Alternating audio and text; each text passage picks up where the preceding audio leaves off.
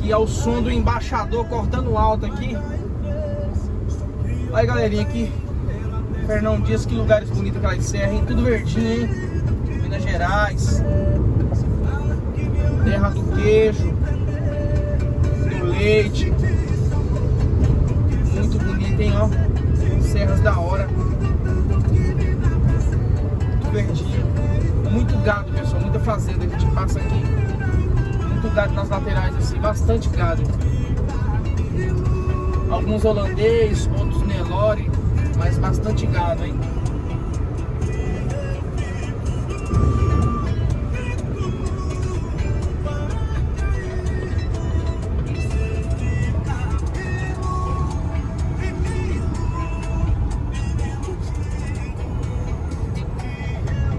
Estamos chegando, garotada, hein?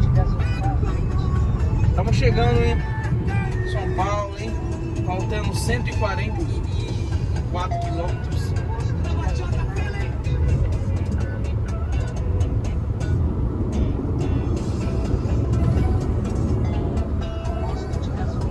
Deus foi muito generoso conosco, não ter deixado acontecer nenhum nada conosco.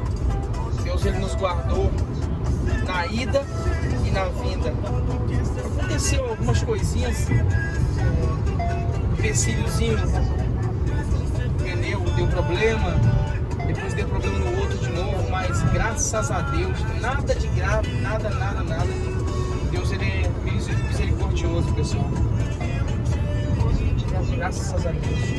Estamos aqui firme e forte, chegando em casa. Encarar o desafio de São Paulo, trabalhar, meu amigo, para que esse final de ano agora nós venhamos estar novamente junto com nossos familiares do Nordeste, tá bom? Forte abraço aí, rapaziada. Não se esqueça de inscrever no canal João na Estrada, hein? Beleza? Dá aquele like e ativa o sininho.